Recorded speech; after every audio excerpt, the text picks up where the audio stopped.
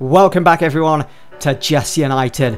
3 games played, 3 games won, 9 points on the board. What a start, what a blistering start it's been for Manchester United. This past weekend on Saturday afternoon we were back at Old Trafford to play Leicester City. The same fixture last season ended 4-1. Didn't quite finish that way this season, but we still got the 3 points against them. We beat them 2-0 thanks to substitutes Marcus Rashford and Fellaini, who both scored to strengthen our position at the top of the Premier League. But you know, we've picked up this momentum now, 3 games under our belts, and what comes along? The international break. Yay!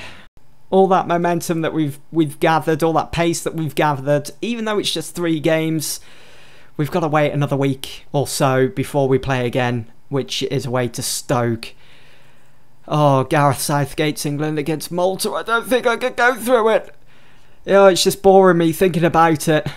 I would be so relieved if I was an Arsenal fan after their horrendous start to the new campaign. But because of the momentum, the 3 wins that we picked up, you know, it's so annoying. But anyway, it is what it is, I suppose. You can't do anything about it unless the FA were to actually refigure something out. But let's have a look at the positives. You know, we've beaten West Ham 4-0. We beat Swansea 4-0. We've beaten Leicester 2-0. David De Gea, 3 clean sheets. Incredible. Our defence is looking solid at the moment. I mean, Phil Jones. I've always liked Phil Jones. I know over the years he's got a bit of stick because he's been pretty injury prone, but you know, Phil Jones, I always thought he's got a good future ahead of him here at United. And I think the way he's started this new season, Mourinho obviously sees something in him, obviously likes Jones to be starting him over someone like Daley Blind or Chris Smalling, who's fit now.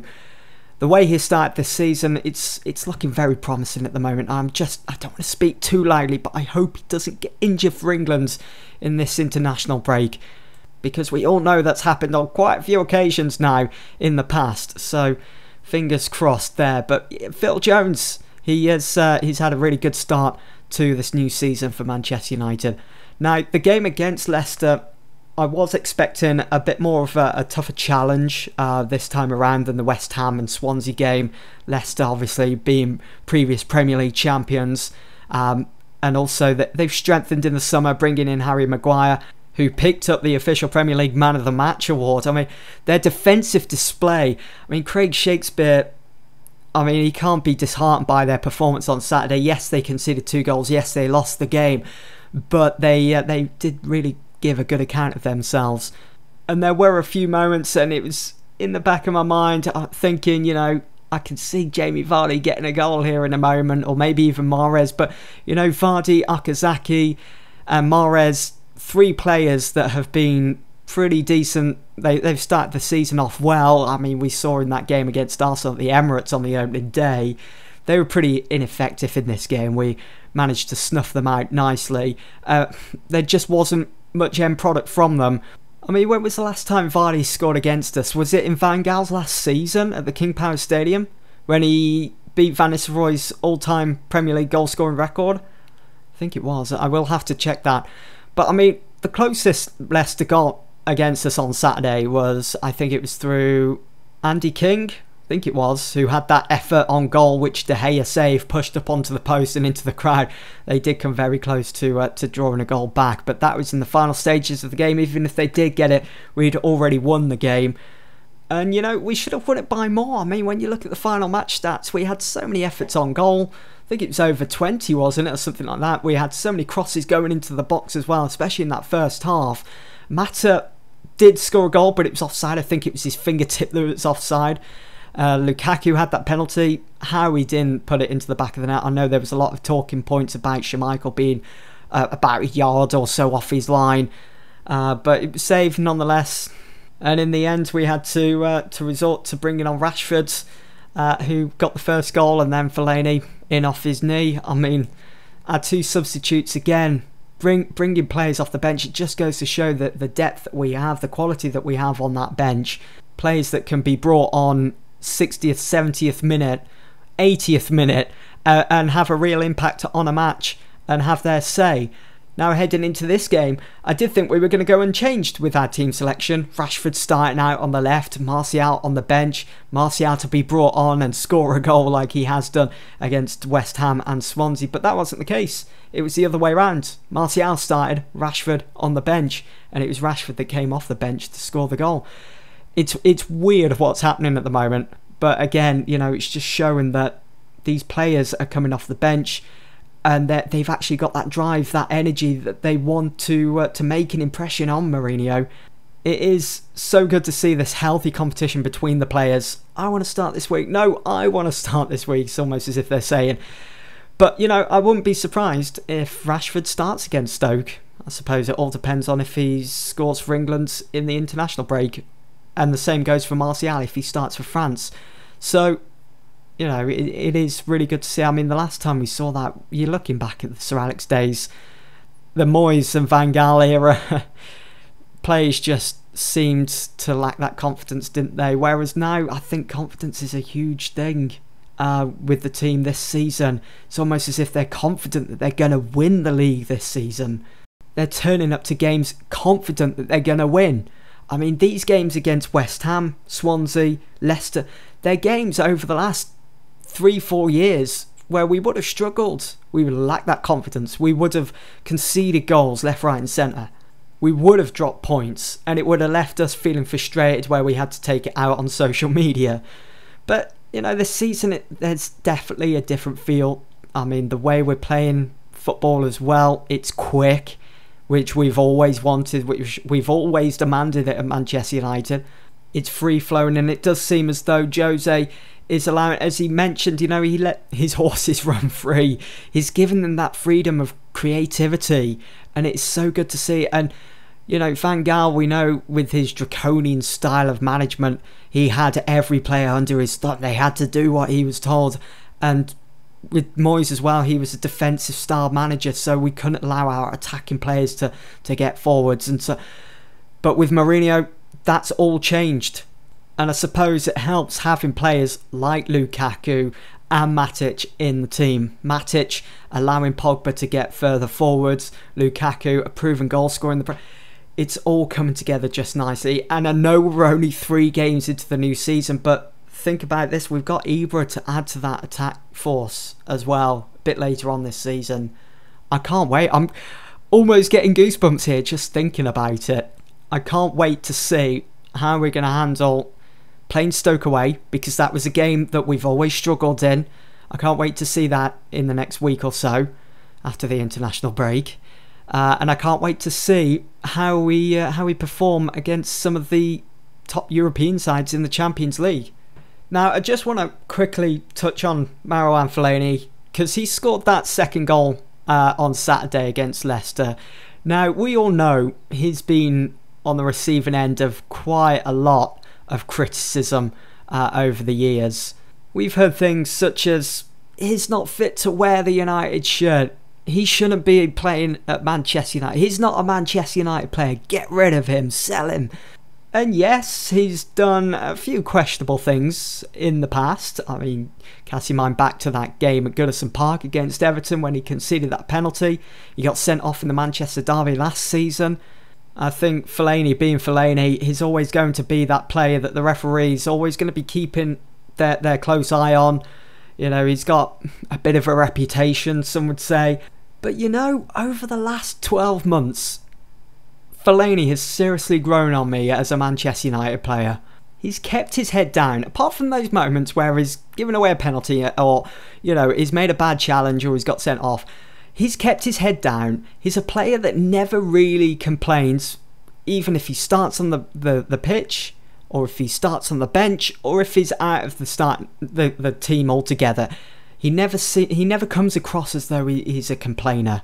His passion for playing at this club as well is starting to really shine through. It's one very similar of Ander Herrera. You know how Ander Herrera is, even when he's on the bench. It's brilliant to see, and as I say, he's really starting to grow on me, Fellaini, and he's really become an important part of this team whenever he's starting a game or coming off the bench. I mean, as we saw on Saturday, look at the impact he had. He got himself in a good position, scored a goal, and he's done that on quite a few occasions. and I'm sure there's plenty more ahead this season. Mourinho obviously sees something in him, just like he does with Phil Jones. Otherwise, he probably would have been out the door in the summer or the season just gone. I mean, just look at the positive effect he had on the UEFA Super Cup final against Real Madrid. Yes, we lost the final, okay, but in that second half, it was all Manchester United because Fellaini came on. He was physical. And the thing is with Fellaini as well, he is a bit of a hounder. He will hound that ball. He will hound the opposition. Kind of the sort of role that Sir Alex used for Danny Welbeck when he was at Manchester United in those games against Real Madrid. And he is a fantastic presence to have in central midfield without a doubt. And I do kind of feel bad because I'll admit I've given Fellaini some stick in the past, but that was only in the heat of the moment when he did slip up, when he did get sent off, when he did concede the penalty. But Fellaini, you know, he's really grown on me as a Manchester United player. I'm happy to say that. Anyway, moving on. Up next for Manchester United after the international break, we travel to Stoke. It's going to be tricky, I think. We all know how tricky it is at Stoke, as we've kind of struggled there in the past. I think we won there though last season, didn't we? That was the game where Rooney broke the all-time goal-scoring record at Manchester United with that late free kick, if you remember. Stunning free kick. But Stoke, I mean, on the weekend they drew 1-1 against West Brom. They've beaten Arsenal, but you know, I think anyone could beat Arsenal this season. But they did lose to Everton on the opening day. I mean, it's been, well, they've won, lost and drawn all 3 games. It's a bit of an interesting start really for Stoke. But transfer-wise, we know that they've wrapped up the deal for Martins Indi for 7 mil. He joins them permanently now after spending last season on loan. They've also got Kurt Zouma on loan from Chelsea, and also Hesse on loan from PSG, former Real Madrid guy who scored that winning goal against Arsenal, but he didn't have much of a say in the game on the weekend against West Brom. Of course, this game against Stoke will also see us come up against former United man Darren Fletcher, who moved to Stoke on a free this summer. I think when you look at Stoke's first 3 games of the season, they've relied on mistakes made by the opposition, and they've took advantage of it. They've been quick to it. I mean, you look at that game against Arsenal with Hesse. Look at the game on the weekend just gone against the Baggies, West Brom. They had to rely on their generosity, which allowed Peter Crouch to score that simple header, that equaliser.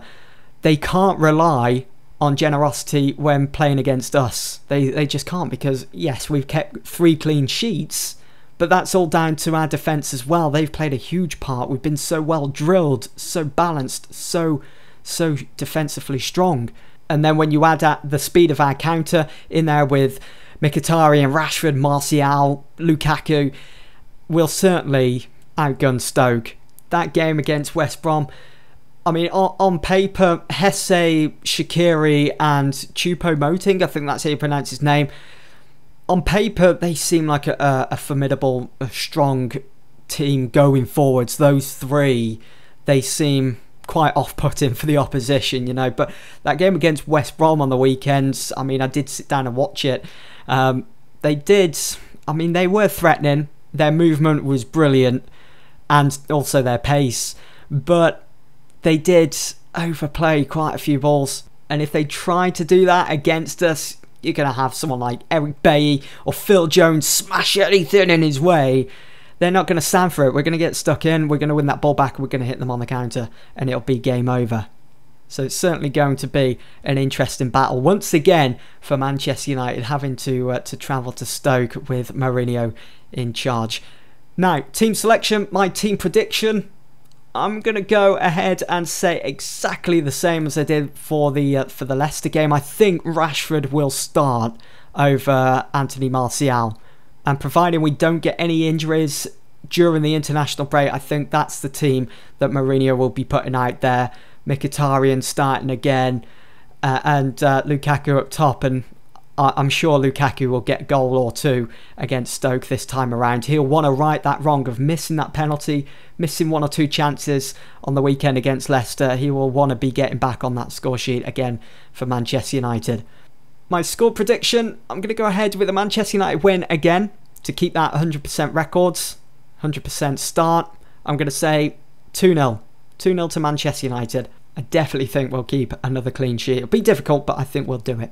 So there we have it, guys. That's it for another edition of Just United. I do hope that you've enjoyed listening to my thoughts and opinions on Manchester United's recent win over Leicester City. The next episode, well, we've got the international break to go through, so I'll be back after the game against Stoke to share my thoughts with you guys. But for now, that's it. Thanks for watching / listening. I'll see you all soon.